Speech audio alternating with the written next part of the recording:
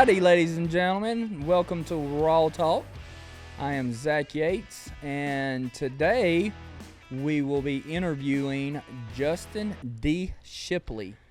It's gonna get scary in the house. Yeah, last week he got to interview me, so I get the privilege of interviewing him today. So I've been thinking long and hard on my questions. Oh yeah. And how raw could I really get it? Just to give you a little background on my relationship with Justin, and then I'll let him kind of tell you about himself. When Justin, we had a call at our church for our college minister. We are given just different random packets to look over and to look at resumes and to call. And Justin happened to be in mine, and I can remember calling Justin and talking to him. And one of the things that really stood out about me to you, Justin, was your willingness and ability to do a lot of things. And I think I'm just stupid enough to try. Well, at that moment, the church needed a college minister. We needed somebody who could maybe do the music, and there's a lot of qualities we needed from a guy on a very tight budget. And you were just willing enough to say yes. So that's the first time I met Justin, and I went in, and of course he had a great interview on the phone. So we called him in and interviewed him and hired him as our college minister, our contemporary worship, and he has so many hats at the church, and but he has so many talents. Yeah, we can't list them all, but even putting a podcast together, or video. My claim to fame is I do a little bit of a lot and a lot of nothing. Well, you do a whole lot more than I can of anything. I wish he had his little ukulele-looking thing that he plays. He can play all these instruments and guitars and pianos and drums and little small guitars and things like that. I don't know what you call it. I think that's called a mandolin. A mandolin. I was trying to remember the word. Hey, one instrument that I got this week is a dobro. A dobro. An older gentleman in our church brought it by and said, "Hey, see if you could play this." And I ended up picking it up. Man, I kind of fallen in love with it. What is it? What's that look like? All right, so a dobro is kind of like it sits in your lap, and you play it with a slide. Okay. And like a real small steel guitar. It's a steel guitar, but it actually looks like a guitar. A steel guitar, you sit on it. This one you can stand with it too.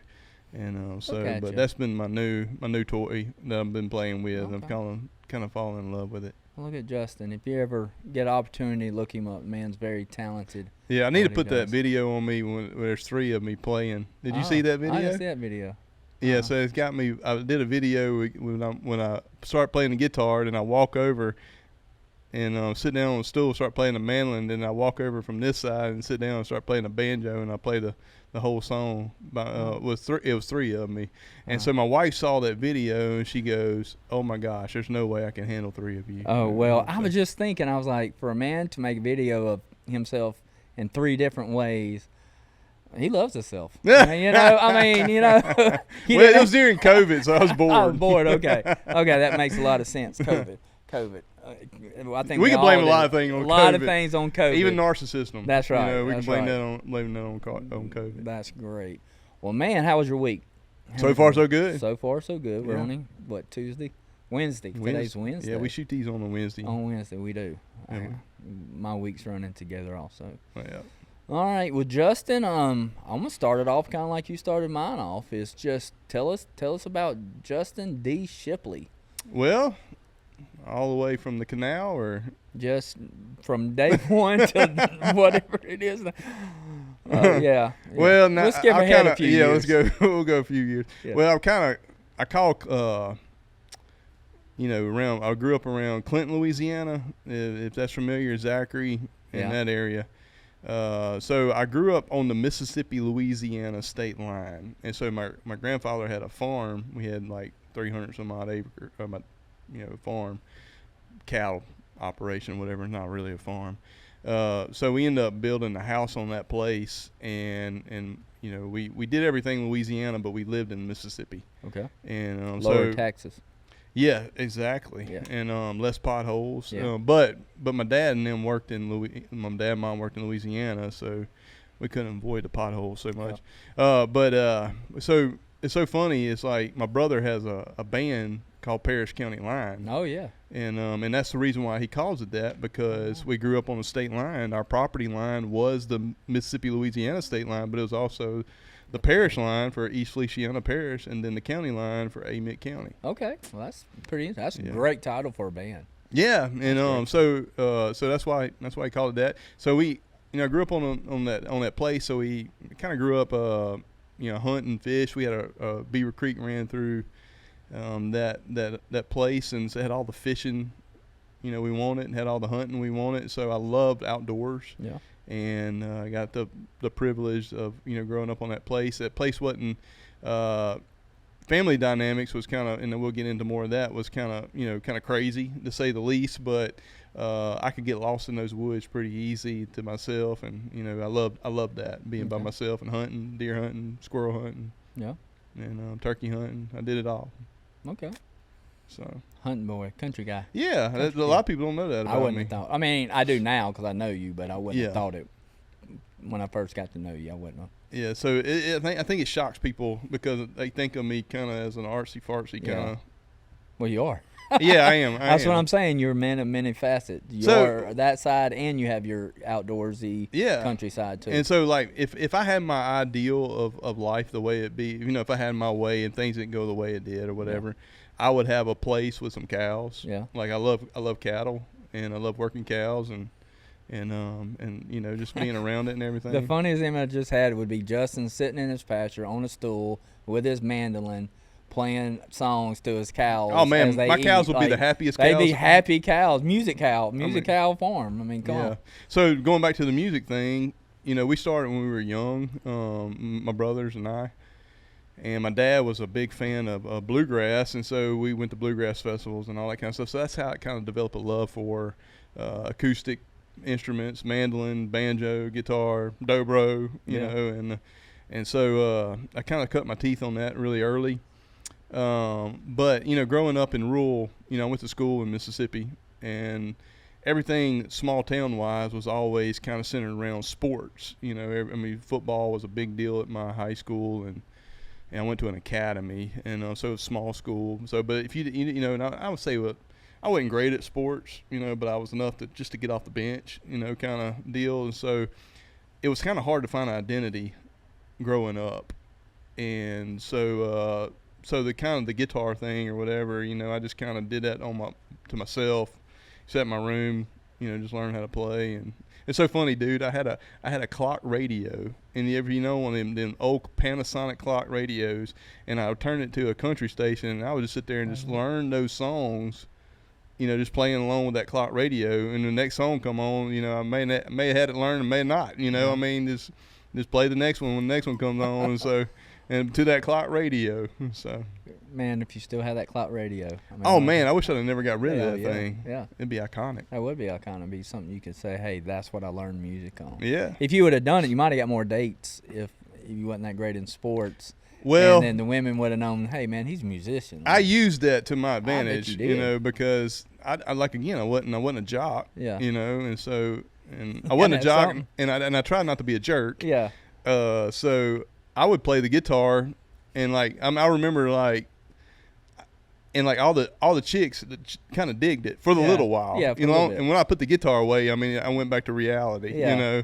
Everybody walks away. Yeah. And so I remember sitting on a pier at Lake St. John many years ago, because my buddy their family had a camp on there, and we're sitting on a pier, and there was a bunch of teenagers around. Yeah. And man, I played every stinking country song I knew, and 90s country is that's my jam. Yeah.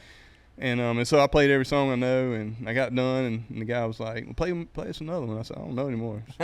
He's like, play them again. So I played them again. I'm 2 a.m. I was sitting out there, George Strait, Clint Black. There you go. Well, okay, so let's take that of girls and guitars and all that, and tell us about your family, your wife, Yeah, that's a good question. My dad worked at Georgia Pacific, and he was just a hard working blue collar guy, and worked on the farm, but he was very skilled. Dad could build it just about anything. I got a couple instruments that I got that he built, and he built houses on the side, and then he would build trailers. He got I remember just having the whole iron while he tacked it, and like all those arcs would be burning you and everything, and you'd be like crying, like, hurry up, and he's like, hold it still, boy, he's tacking it. And he was just a hard worker. He taught us how to, work ethic, and I don't have half the skill he does as far as like being able to just build things and everything. He was very skilled. Mom, just she was just a loving, hard-working, woman. Had 3 boys, and so she had to kind of be, you like your mom had to be kind of keen and and kind of mean at times or whatever, so she can hang with the best of us. That being said, family life was looked good on the outside, and it wasn't necessarily always good on the inside. Okay. Dad grew up in a horrible, in a horrible home growing up, had a horrible life. I say horrible. It was, his mom died when he was 7. There was 7 kids from the age 12 to 6 months when his mom died. His dad remarried multiple times after that, and I think, I don't know the whole story, but I think a lot of that he was already, I think, a little just wild and mean and everything. Where did he fall into the 7, your dad? My dad was number 3. And so he was one of the older. But it was just he had it. I didn't realize till later on in life how hard he had it, growing up, and so that some of that kind of bled into our home. He wasn't near as bad as his dad, as far as being just mean and stuff like that. I mean, we literally lived on my grandfather's farm, and I rarely saw my granddad. Okay. Like rarely. Like he lived right behind me. And then he would see us from a distance and wave at us. He was always on his 3-wheeler, 4-wheeler, checking his cows and everything. But he just didn't have a relationship with us that much. I mean, we see him every now and then. Like, we go to his house, but we didn't stay long. It was weird. Yeah. Everything was like, growing up, it was always like, there was something there that you didn't know, but you didn't know. Yeah. And, or you knew something was going on, but you didn't know what was going on. And so we grew up on that place, and my mom and dad's marriage, it was, I remember good times, but I remember more bad times than I remember good. Okay. But on the outside, we looked good. We went to church.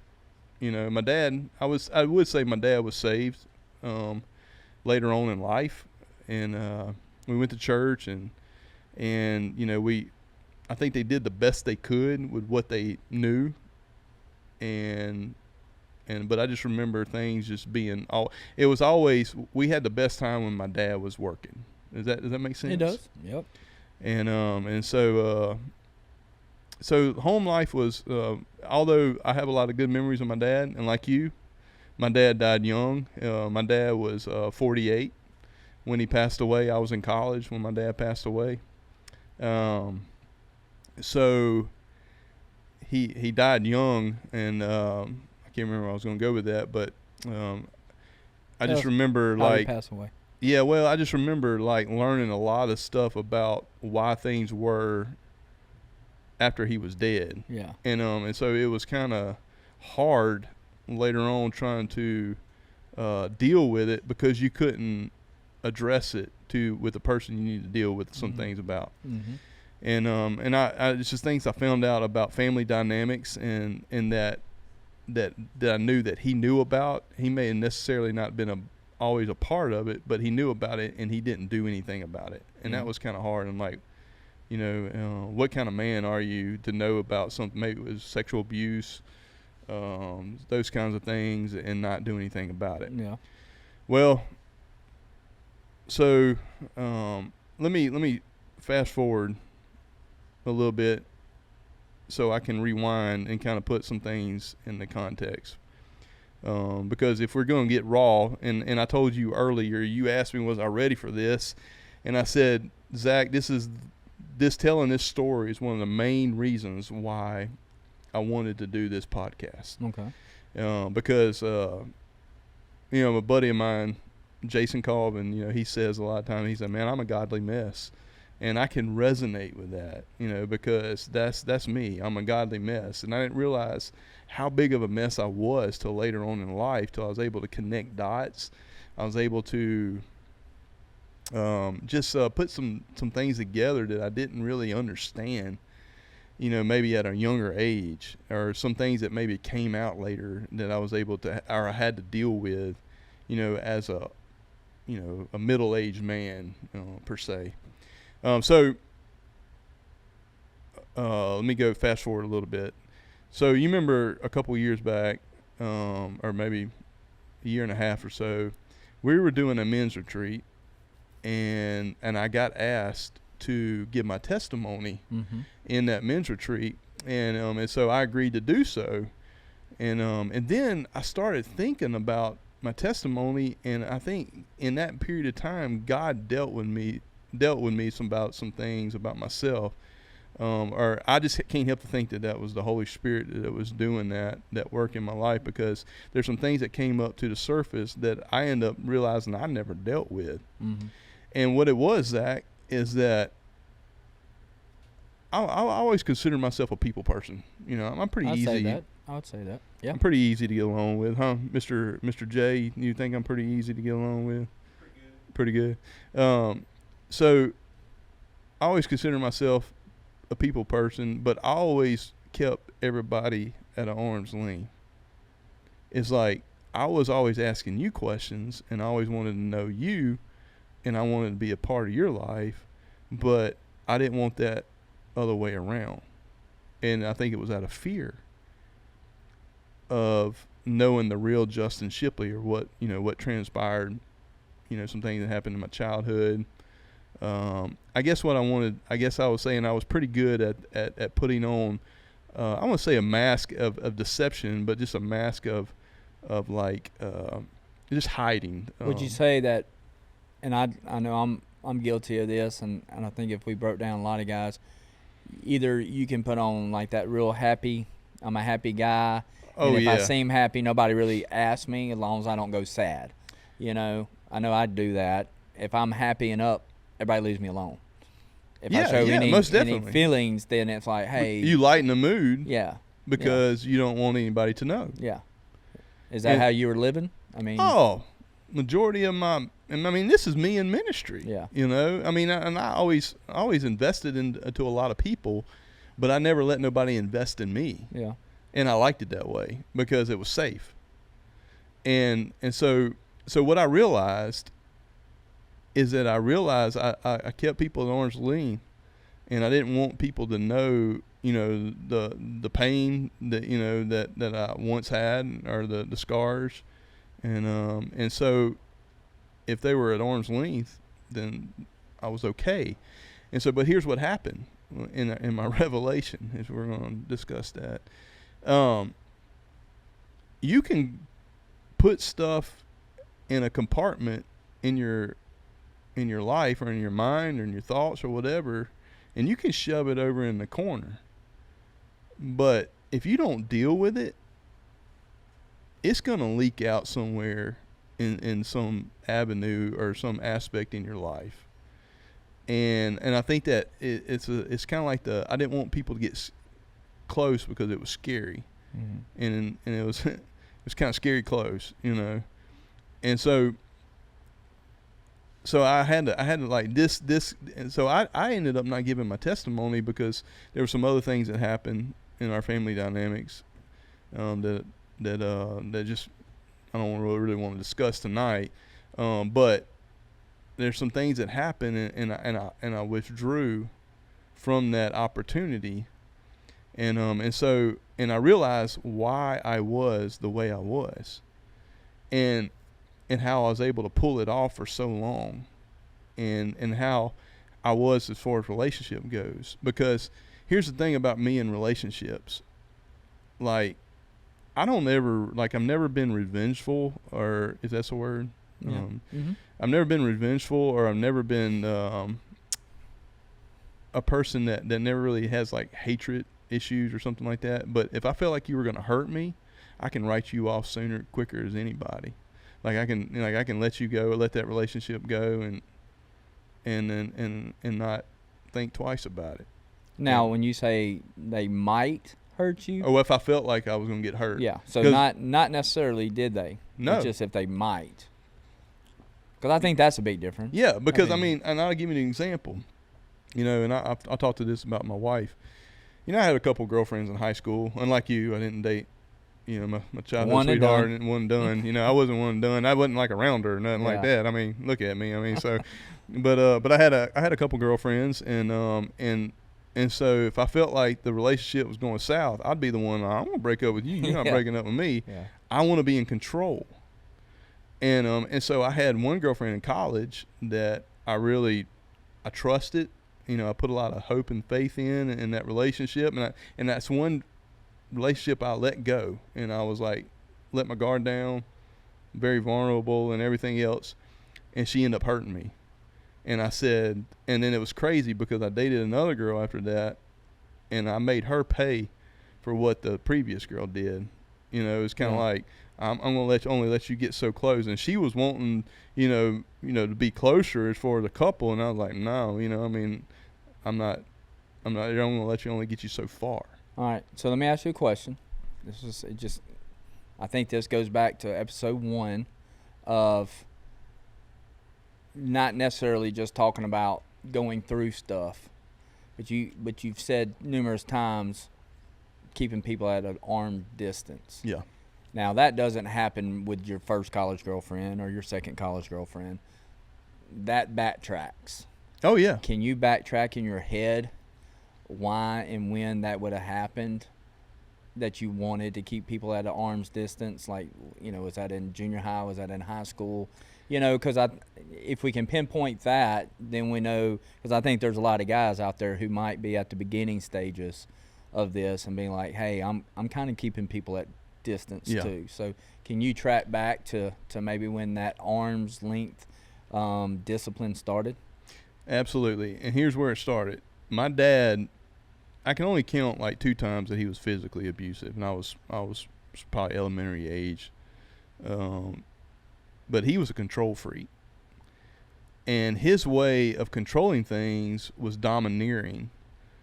And so when things weren't going, if he felt like he was getting out of control, his way of trying to regain control, it was very abusive, yelling, a lot of yelling and down talking, just very, I mean, it was verbal abusive and just very domineering, and it could get physical at times. And I just remember one day he was in my room, and like it was always over something stupid, like it's something very trivial, like something that you would think like, why did he get mad over that? And I realized it wasn't us. Yeah. It was all the other stuff that he was dealing with personally. He just took it out on us. Mm-hmm. Like, I mean, I didn't realize that till after he was dead and gone. Yeah. But I remember one day he was in my room and he was yelling at me, mad at me about something, and and I always responded with crying and just very cowardly down and everything else, and I just remember he just like got mad and he punched a hole in my door, and when he left out, I got mad and I punched another hole in the door, and I realized, man, I can do that too.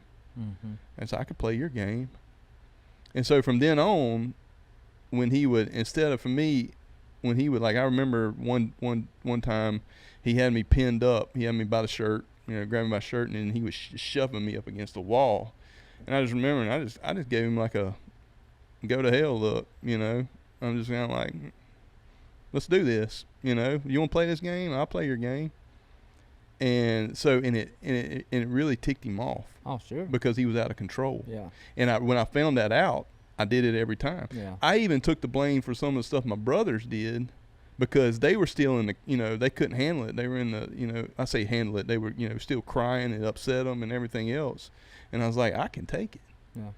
And it was like a part of me just hardening, and I remember one day, my brother, I don't know, again, something stupid, left a hose out or something. And he was yelling at my brother, and then, like, my brother was getting upset and everything. And I said, he didn't leave the hose out. I did. And he said, don't you dare come in the middle of this.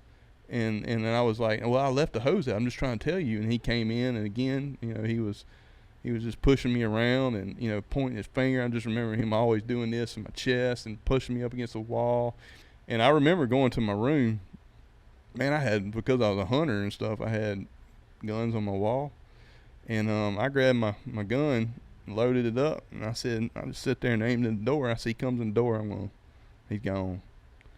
You know, and so I just got so hard being able to deal with that, and it got worse for him because he felt like he was out of control because he couldn't domineer me anymore.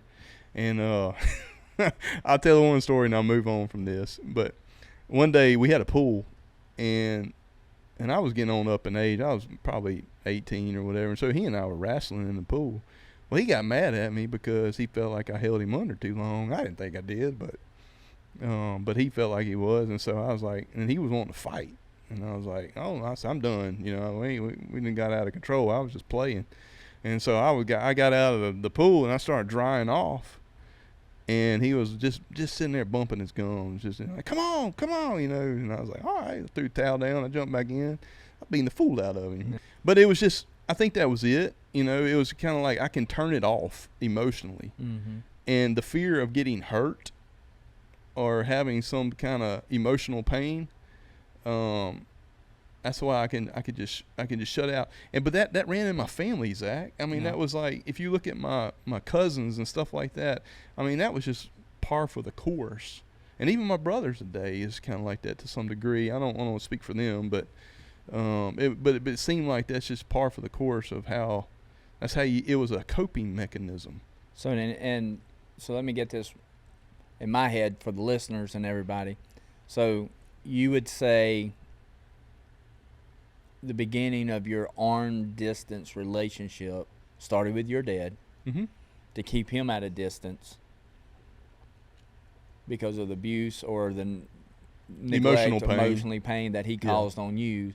And then that was just like, I'll never let anybody hurt me the way he hurt me. Yep. Did you see that? Like, other people, if my dad can do this, then other people can do this? Well, you just kind of develop a whole deal like that you can't trust nobody. Okay, so. And he even taught that, because I remember him and my mom was kind of on and off, and like my mom left the house and was going to stay with her sister or something like that. Well, he changed the locks on the doors. Mm. You know, it was like, I mean, it was like the first thing he did. You know, it was kind of like, you know, I mean, it was odd. Or he was going to. I can't remember exactly. I just remember just talking to him about it. I'm like, told him, that's stupid, you know. And he thought, you don't know what people are going to do, you know. Did you ever find out where that, to stem back? And I know I did this when my dad died. Like, I wanted, and when I've shared that with mine, I want to know where my dad come from. And that was a part of my Bible study.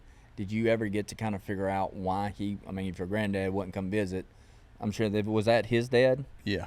And so if his dad wasn't coming over and visiting y'all and having a relationship, I'm only to believe it stemmed from probably his dad, and it was a generational behavior.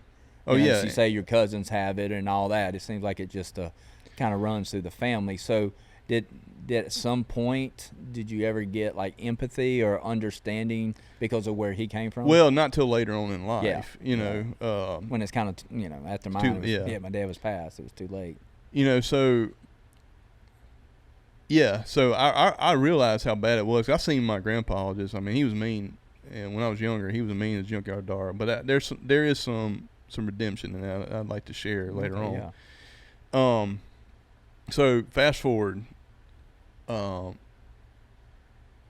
then I've been pretty much in some ministry capacity my whole adult career, and so I was a youth pastor in Mississippi and in Brookhaven, and I remember my mom calling me. This is after my dad passed, this is years later, and so I remember my mom calling me and saying, you're never going to believe this.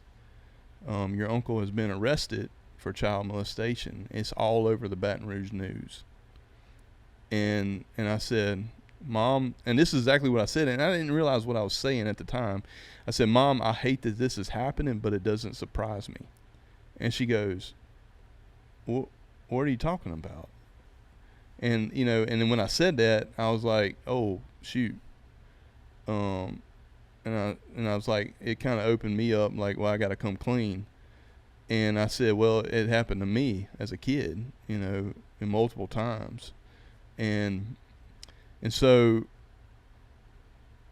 I went through that, you know, as an adult, and it kind of put me in a tailspin because I was having to relive all that stuff that I've shoved in a compartment, you know, as a kid, because I didn't know what to do with that. You know, as a kid, you just kind of like, you know, because my uncle was well liked. He was funny, and everybody liked him, and, you know, just well known and stuff like that. And it was kind of like, you know, would they even believe me if I told them? I mean, you didn't, first of all, you don't know what to do with that abuse. And second of all, you just kind of like, I always never did say anything because I never thought nobody would believe me, you know. And so I was having to relive all that, and I lived with so much guilt because as an adult, because I think if I would have said something, it wouldn't have happened to multiple people. Yeah. Because it ended up happening to multiple people. And because I never said anything, I felt like all these people had to endure that. And so I had to live with that. And I had to deal with that. And I'm not saying I dealt with that on a healthy way. I would, if I didn't do it all over again, I would do it differently. I would go get counseling. Well, okay. But here's why I never told nobody, Zach. Yeah. Even as an adult, I never told nobody, because I heard a lady say that, you know, most people who abuse children been abused. Well, I took it as if if I was to come out and say something about that I was abused, they would just kind of chalk me up as, and I was a youth pastor, you know, and so I didn't want people to think that was going to be the thing that I did, you know. I mean, that was farthest from my mind, you know, or doing something like that. I mean, it kind of, you know, was sickening to me, you know. And so, but I had to relive all those things, and like I think this is where it kind of hit me hard, because I kept having reoccurring dreams about it all, and like so many things that I forgot about, you know. And I just think that was, I don't know if that's Satan, you know, just hounding me on it. But the reason why I was preparing myself, because I thought I was going to have to testify in court, and I ended up not having to do so. And so but it was really that put me in a tailspin as an adult. My wife even told me, she told me later on in life that she thought that was the beginning of our end. She said she thought that was gonna emotionally, you know, pretty much bankrupt me. Well, so let me ask you this question. So this is kind of the whole premise of this podcast, is for us to deal with stuff before it deals with us. Right? Yes. And so I always want to go back to that. And as I hear the relationship you had with your dad, you know, the restrained relationship you had with your grandfather, you know, seems like your parents had a lot of stuff going on. You know, that happened at a young age. Who would you have talked to? I don't know. I really don't, because I mean, where do you fall in your siblings?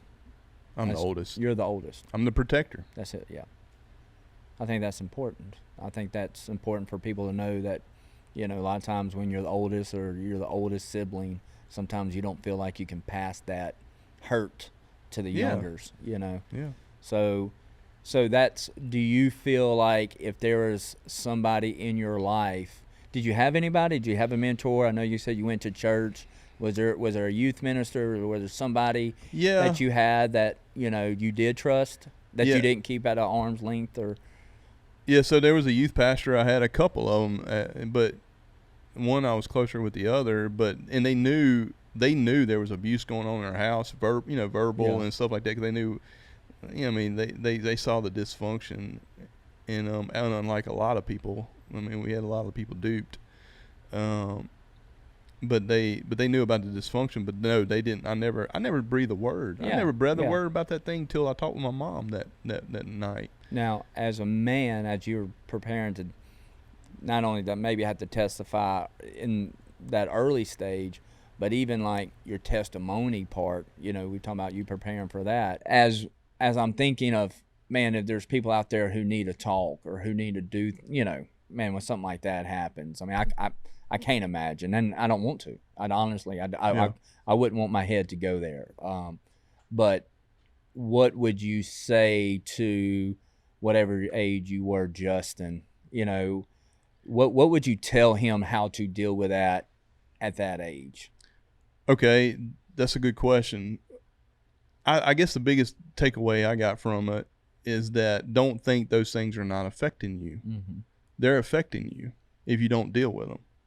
You can't just tuck it away and don't think it's never going to affect you. It's kind of like this. The best way I know how to describe it is, that spraying insulation foam stuff that you get, Sure. you can buy in a little can or you can do it in the masses. But when you spray it in something, it always finds the cracks and it oozes out of it. And the way I look at it is you can sweep the dirt under the rug, but the more you just sweep it under, it grows bigger and nastier and uglier. Then when it comes out, it's you have to deal with it. I mean, it's because it's ugly. Yeah. And so I never even after years down the road, I never shared that with anybody publicly. Even into, I mean, you never heard that probably. So the first time I shared it was a couple years back. I was preaching to a group of college students, and I was just talking about healing, and I shared it for the first time, and I was scared as a wet cat because that was the first time I shared it publicly. But how did it feel coming out? It felt good in a sense because I was finally, I felt bold and bolded at that moment in time because I wasn't ashamed of it anymore in regards of that's part of my story, that God is redeeming. And so when he gets glory out of it, then I'm emboldened to tell it.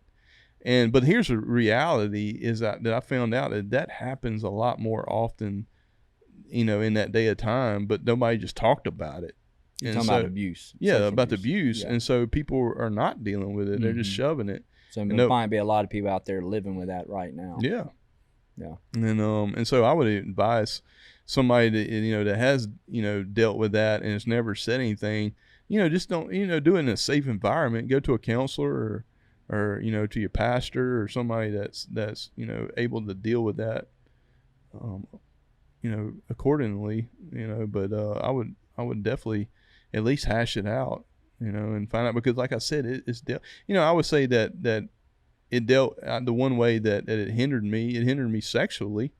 Yeah. My relationship with my wife, because you got to understand, I mean, it was hard for me, even though theologically I knew that sex in this context of marriage was supposed to be something really good and everything else, but there was part of it still, it was kind of like, and they, I mean, it was just, I don't know, it was just I don't know how to explain it. It was just nasty or something. Yeah. It was that part of you. It distorted your view of sex or what sex should be. Yeah. Intentionally, unintentionally. Yeah. And I mean, subconsciously. And he used pornography to lure you in and everything. I mean, and those things where all those stuff was used. So all those images are in your mind and everything about how he used those things to be able to do what he was, able to do, That's hard. That's raw. That's some raw. It doesn't get much. I mean, I told you earlier, this is the reason why, I call this Raw Talks, the reason why I want to do this podcast. And so yeah. And so let's talk about, okay. So now we're at that point, and you've learned, and well, through your dad, through an uncle, through a grandfather. I mean, you're everybody at a distance, arm's distance makes sense. You make sense. I know it's, many people be like, well, he's a minister, he should have got over that or whatever. But when you got physical, it made it worse because I had to put on a bigger mask. That's right. So how did that play a role? And I'm not just talking about in your ministry. I mean, because I think there's a lot of people out there who have a big mask on, and they're coaches, or maybe they're teachers, or they're, got professional jobs, but they have to wear this mask of happiness or, joy, but they're hurting inside. So tell us, especially in a ministry job where you're supposed to be the counselor, you're supposed to be the confidant, but you still got people arms. I mean, when I made that, if I told you when on the beginning, I made that phone call, I never picked up on it. Like I never. I mean, I was like, man. Yeah. Well, I mean, like I was personal enough to know. Like it gave me empathy. Yeah. You know, but nothing took me by surprise. Yeah. Like I would deal with teenagers, you know, and then hear stories of abuse. I would, you know, hear teenagers with, you know, addictions and everything. Nothing took me by surprise. Yeah. You know, and I was able to manage it well in regards to like when I say I kept people at arm's length, I didn't mind knowing their story. Yeah, they just and I didn't mind you. engaging in their story or even trying to help. I just didn't want them in mine. Yeah. And to know that about me, you know, I don't know why I felt that way. I don't know why. I think it was just it was that veneer. Yeah. That I developed, and it's bad relationally because So how did that affect your dating, you know, marriage, courting, all that? How did that, I mean. Well, when I finally married Melissa and then, you know, we got a unique story. We met online. Yeah. And, not on a dating site or nothing like that, but farmers.com. Yeah, I was a farmer. You're a farmer. And she grew up in Nebraska. There you go. But we met online, and so we talked about everything under the sun in regards of values and everything. And so when I kind of I was like, well, I like this girl. I love her where she's, you know, stands in life. We're going the same direction, and so when I finally said I want to marry her, it was kind of like to me, it was just kind of like, I didn't think about all the other stuff anymore. I just kind of like, I jumped off the bridge, you know, because once my feet left the ledge, and I was, you know, I'm in it. Yeah. You know, and so that's where I took this leap.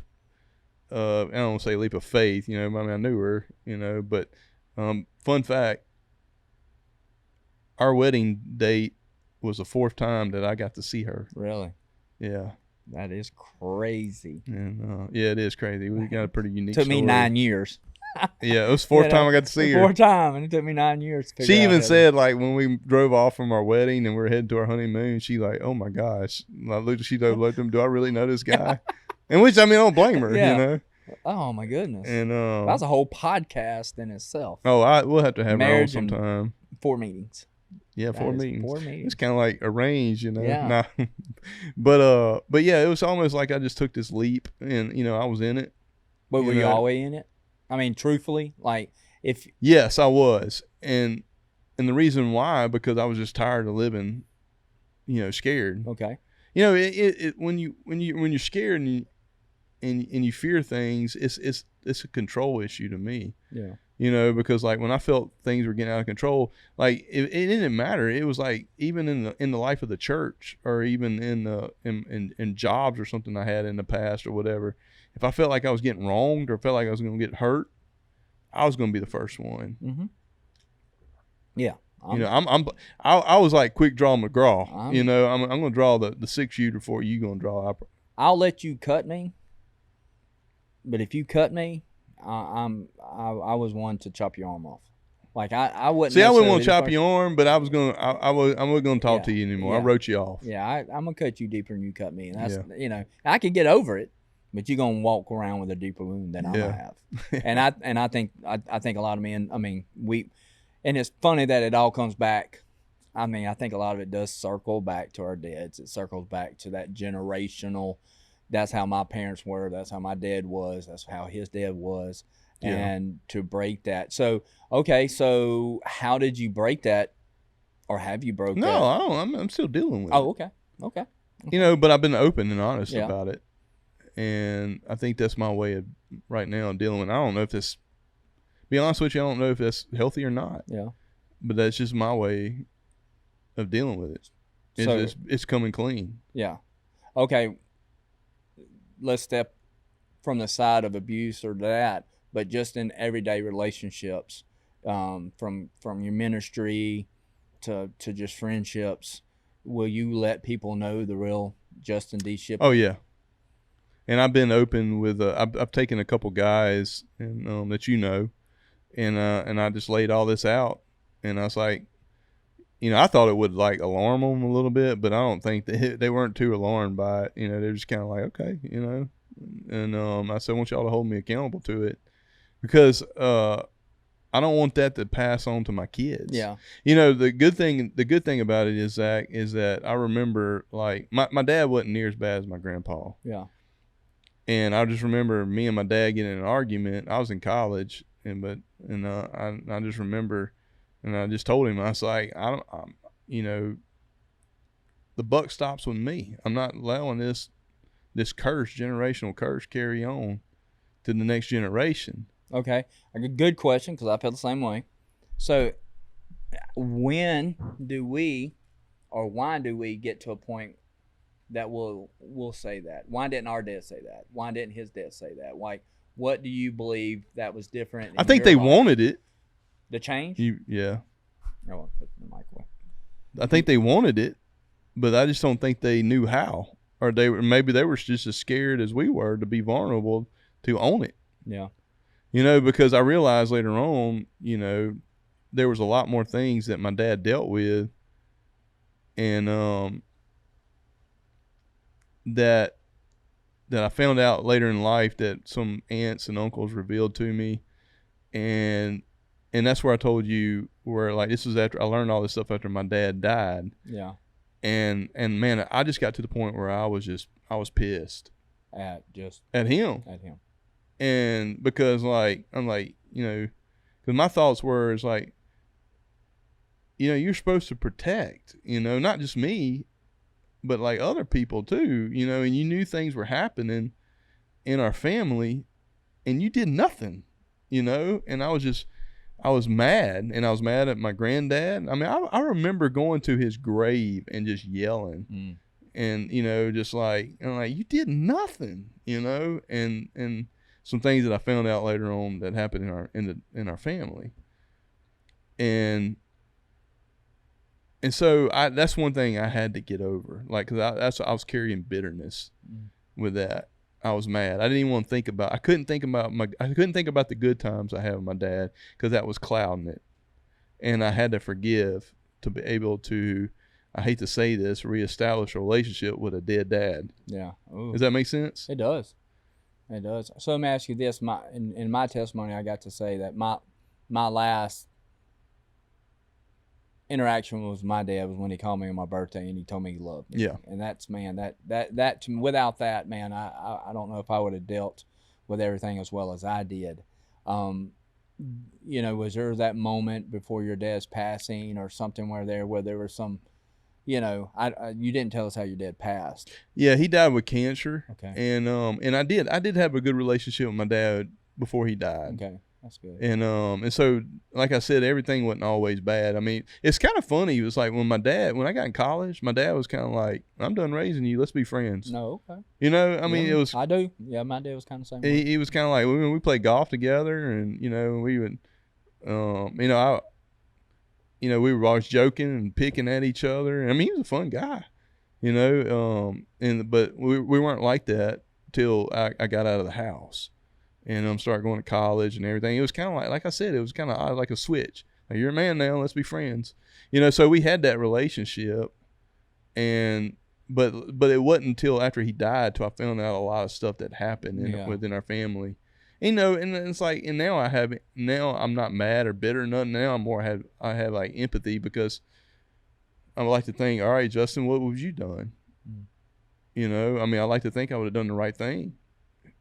But at the same time, given his situation, I don't know, and but yeah, I think that's the hardest thing as men sometimes, is to put your feet in other men's shoes, even your dad's or the person that's wronged you, and say, "Oh, I'll do that. I would have done that different. Yeah. I'd have treated him different, or I would have done this different." But my dad's story is not my story. And we're two different people, and my story and my parents did set up a better situation for me, and I didn't have the roadblocks and the run-ins that my dad had. And if I would have not been able to do the things I got to, I might have acted like my dad. Yeah. I might have had that hurt, that bitterness, that envy, or whatever he was dealing with, do you feel like at some way after your dad's passing that I know you say you got bitter and mad because he didn't, but once you learned the story, did you say, man, that's hard? He had it hard. Yeah. Oh yeah. He had it really hard. Yeah. I mean, his mom died when he was 7. His dad was not around that much when he was. He was abusive. His dad was married 6 times. Man. And I mean, it's just, I think it was 5 or 6. I don't know. I lost count. I don't know if the last one was his wife or not, but and I mean, it was just dysfunction, man. I mean, just bad. But here's the cool story.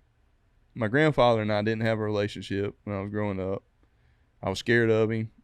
I desired to have a relationship with him, but I was just kind of scared of him, and he was just pretty mean. Well, he ended up getting saved later on in life, like when he was an old man, and I saw God change him. It was 5 years before he died, and I just remember stopping in from college because I was passed by his house whenever I go home, and I'd stop in and see him. Yeah. And he and I can have a sit down and have a conversation, and it just enamored me, and enamored me that I was able to sit down and talk with my granddad. Yeah. And like he would smile and laugh and everything else, but he told me something one day, and it all made sense later on. Like he said, "Justin, did God really save me?" And I said, Papa, did you put your faith and trust in the finished work of Christ, didn't you? And he, oh yeah. He said, that's all I have. I said, well, that's all you need. And he said, but I just don't know how he can forgive me. He wrestled with that. We opened up scriptures, I tried to talk to him about it. And I had no doubt in my mind that he ended up giving his life to Christ. But I found out later on it was the sexual abuse that he did. It was those things that transpired. And I think that's what he was talking about when he talked to me. Yeah. But he never did. He never did tell me that directly. Man, I just, your story, and I don't feel like I just heard your story. I think I've heard your dad's story and your grandfather's story. And as I just sit here, and of course my mind's racing with just, I mean, I can just picture, and I mean, I've never met your dad, or I never got to meet your grandfather, but I don't know, there's just these images are in my head, and I just wonder what life would have been like for them also if they would have dealt with the thoughts and the fears in their head and their behaviors and all that, and I think that's what this podcast is about. Again, is just, I mean, we don't know, and we can't go ask them. That's the sad part about it. We can't ask them. But what is, okay, I still have two questions in my head. One, what have you done to break that chain in your family? Okay, you have a daughter I can't and a say, son. Yeah. So I can't say it hasn't affected me. Yeah. Because me and my wife were talking about this multiple times. It's like, because she and I, when we had been at odds with one another or something like that, and me, I naturally want to fight it out right there, and she wants to hold it and deal with it later, and so that kind of clashed in our marriage. And so later on, because she wanted to hold it till later on, I was like, okay, that's how you want to roll, then I won't talk about it again.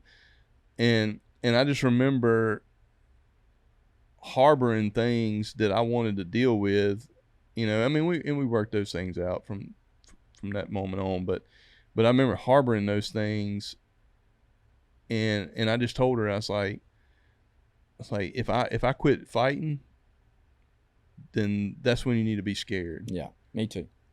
Because in my mind, I'm scared that you're going to hurt me, and I'm already checked out. Yeah, and I'm already dull to that, and so that's how it affected me. Yes, I voice that now, and like that's she'll tell me every now and then, she goes, Justin, talk to me.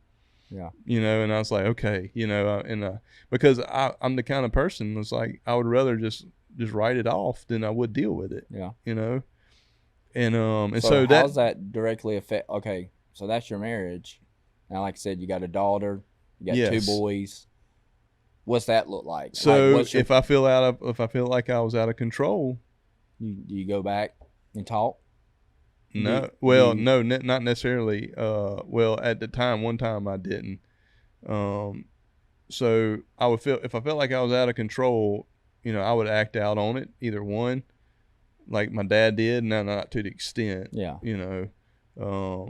And that's one thing that like I had to work on, because I was the same way, in some regards. So if I felt that I was control, I felt like I had to need to get back control back, and instead of deal with it, in a godly way or whatever, and so I just felt like, all right, I had to let them know is like.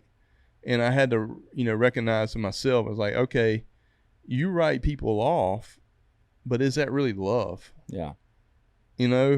Like not keeping records of wrongdoings. Yeah. I mean forgiving and loving them no matter what. It's like, and I just remember being hurt by one of my kids, and that part of me wanted to like, all right, go ahead and do your own thing. I ain't gonna be a part of it. Yeah. Whereas she needed me to let her know that I'm gonna love her no matter what. Right, yeah. And so that was hard. Yeah. That was really hard. And to be able to deal with myself and deal with this issue at the same time, because that's where the rubber met the road. Which one do you believe one holds more weight than the other? I think my issue carries more weight, because the reality of it is I can't control everybody. Yeah. And I can't control the issue all the time. And I'm not responsible how other people act. I'm responsible how I act. Yeah. I think that's one thing I had to learn. And my kids see me do this a lot. And when I get upset, and if you know me, I'm very lighthearted and whatever, but I've got anger. Yeah, and me too. I've got break stuff anger kind of guy, and nobody's really most people hadn't seen that, and I mean probably outside Heather, my wife, but my kids do see me. I center myself, and I do it right in front of them, and I'll pull. I know if you're on the radio you can't see me, but I'm kind of that Zen thing where you kind of pull your spirit together. And it wasn't until later that Jackson said, Daddy, what are you doing? Why do you do that all the time? And I said, son, because the nature inside of me and what I was taught is to throw you through that sheetrock. And it's to take you in your room and beat you down. I said, now when I say beat you, I mean like spanking. Like I'm not going to say my daddy ever punched me. Well, I'm not going to say that either. I'm not going to say I didn't deserve a lot of it. But I said, I want to get through to you in a way that nobody ever tried to get through to me, and that's I want to meet you on the talking and in the feelings level, and if I can do that, and then I also will lay down some discipline. Yeah. But I don't think it has to be so physical. It doesn't, because that's all I knew. That's all I knew. Yeah, that's all I knew is to take you in there and give you 5 licks, 10 licks. You're grounded for a month. All right, let me ask you something. 2 stupid questions that I always my dad. Or a question and a statement. Let me ask you if your dad did this.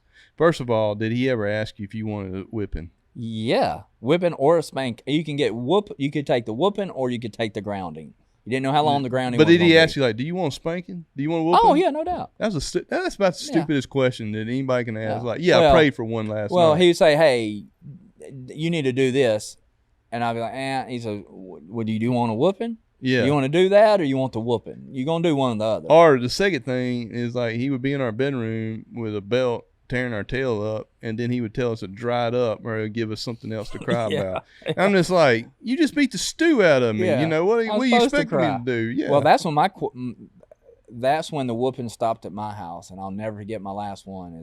He whooped me, and it's ever how many licks, and I just turned and I was just staring at him the whole time. I was like Denzel Washington in Glory, and there was just one lone tear coming down the side of my face. And my dad goes, "It doesn't hurt anymore, does it?" And I said, "No, sir."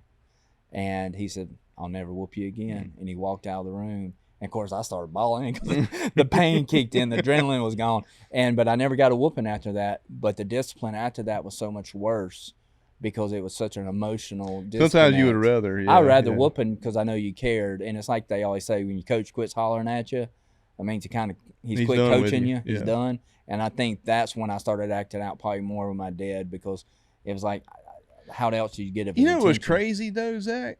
Is like when I was a teenager, like I had no ambition to get in trouble. Like I never drank, never got drunk, never had sex. You know, I mean, I never had any ambition to get in trouble. And like I got accused of it all the time. Like I remember one time I went to the movies with my cousin, and after the movies we went to Taco Bell, and I came home in a decent time before. I never really had a curfew because I always came in early.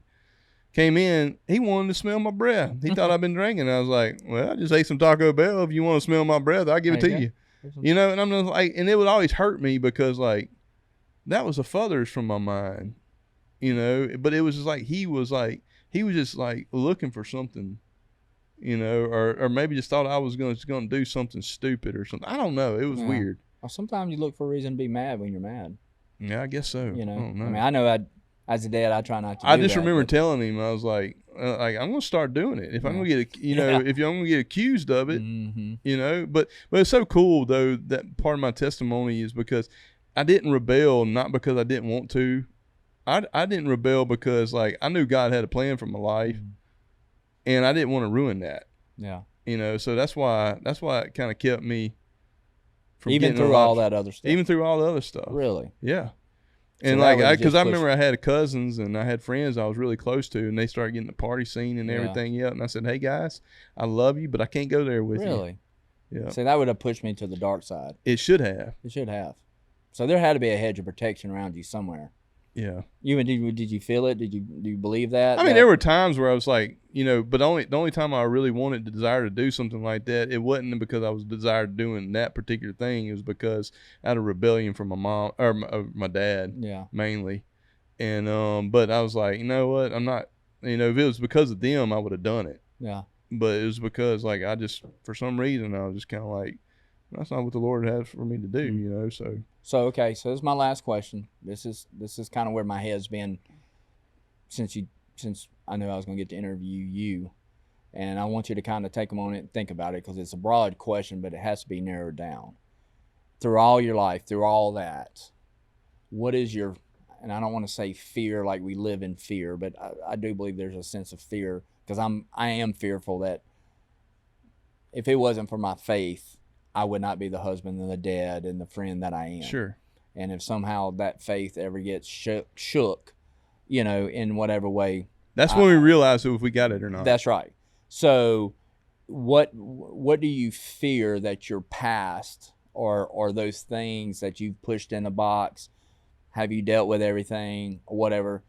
What do you fear like that comes out like? Or I mean, honestly, like what are you holding that you're like, man, if this ever comes out, if this is something I don't deal with, man, because I know back in the day it had to be the abuse. Is there anything still lagging? Well, it wasn't, going back to that story of me that I was supposed to share my testimony and I backed out. Well, that emotionally, that put me in a tailspin. Okay. And I got depressed to the point where, I mean, I was really depressed, bad. And I didn't know how to deal with that. Yeah. I ended up going to the doctor, and I got on some medicine, did some things that I normally said I would never do. And during that depression, you know, I mean, I even to the point where like I had a dream that I could, you know, attempted suicide. Mm. And like I went to that, and it's so funny, Zach, I had a dream that I went back to the farm and went to a place that I used to go to where when stuff would happen to me with my dad, there was a place I can go hide. And it was like, you know, this big old humongous tree that had roots so big that I can sit down in those roots and nobody can see me. People could pass by me. I remember one time just watching my granddad run cows back from on the 3-wheeler, and like I sat there and watched him. He never saw me, but I would go to that place when I was hurting, and that's where I went in my dream, and like woke up, and it scared the ever living daylights out of me. So So even though you've dealt with so much physical abuse, emotional abuse, sexual abuse, the loss of your dad at a young age, I mean, all that, it's still not all rainbows and butterflies out there. Heck no. It's a day-to-day, push one foot down in front of the other and realize that those things can affect you, but God has given you a way out. Yeah. And I mean, I'm optimistic about it. I'm not defeated by it. Mm-hmm. Yeah, did I act out on some of those things that hindered me? Yes, but I've realized it. Those things have been brought to the surface, and I feel like I'm dealing with them. But I realize that those things can affect me, and I got to be aware of it. Okay. Very last question, because there's a last question, and then there's a very last question. So I don't know how you'll edit all this together at some point. So you say you deal with it, and I know we talk about, and that's another thing about a podcast and the Raw Talk is having community and having guys. Do you honestly use your community in a way that helps you deal with it? And if you do, kind of explain it so if a guy's out there looking for that. Okay, yeah. So I'm not afraid to open up about all this anymore. And where I knew that I was not afraid is that I got a 14-year-old son, and I've been honest with him about these things. I've been honest with my daughter about it. And where I got to that point where I can say, hey, this is my past, my story, and I don't want this to carry on. And I've been honest and raw. And I think that's how I've been dealing with it. Yeah, if you're out there and if you've never been raw with your kids, and I have an 18-year-old and a 16-year-old, and I've had to open up and tell them things, and especially the older my son gets, I want him to understand who his dad is. Yeah. And he's heard my full testimony and and all that kind of stuff, all the good, bad, and the ugly, and it changes your dynamics with them. Yeah. And I said that in my testimony. If there's one thing I could go back and ask my dad, is that I would love to hear from his mouth, not from anybody else's, his story. Yeah. And I think kids desire that. Yes. Yes, I think we desire that. Yes, and it gives them some understanding where you're coming from. Sure, and that empathy that they can have for you for your mistakes. I mean, I've made. You got to hide it. Yeah. And that's one thing with my children is I wanted them to know because, and this is my philosophy. This is what I tell a lot of people is I've been in Sunday school long enough, and if you sit in Sunday school long enough, most everybody's issues come back. My mom did this, or my dad didn't do this, or my parents did too much of this, or whatever. It always kind of goes back to a family dynamics. It's usually is either that or marriage, but it usually goes back to somewhere. And my whole goal when I had kids was my kids would never sit in Sunday school and me be the example of their failures. Yeah. Like, hey, my dad didn't tell me he loved me enough, or my dad never talked to me like that, or my dad didn't teach me that. And my kids get tired of hearing a lot of it. But I really believe I'm protecting them from that going in their head and not understanding the why, and I think that's a lot of, as I hear your story, I hear of, maybe the why, if you would have known, and that could have helped out so much. Yeah. But man, it's taken me a long time to get there. Yeah. So what do you leave the guys with? I mean, if you're going through your story, one statement that tells them, what do you deal with it, or it will deal with you. Deal with it, or they'll deal with you. That's it. Yep. Man, that's strong. I know that's a popular statement, but I think it holds true. It holds so true. Yeah. Deal with it, or it will deal with you. So Justin just got through T10, and he'll cut that out. Slow bladder. So here we go. Wrapping this up. Man, I don't even know what to say, Justin, to tell you the truth. I mean, that knowing a lot of your story and then just hearing the end, the pieces and filling a lot in, you make a little bit more sense to me now. Yeah. A little bit more sense. So ain't no way he's crazy. Yeah, and I'm like, yeah, I'm finna get to know the Justin D. Shipley. That was raw talk. That was pretty. I think that might have been the rawest we've been so far, but that's honest. Thank you, Justin. Yeah. Thank y'all for listening. Come back next week. Maybe we won't be so heavy next week. Nah, we yeah. don't always want to be heavy. We don't always be heavy. We'll find a funny something to lighten the mood a little bit. Yeah, most definitely. But thank y'all, and thank you, Justin.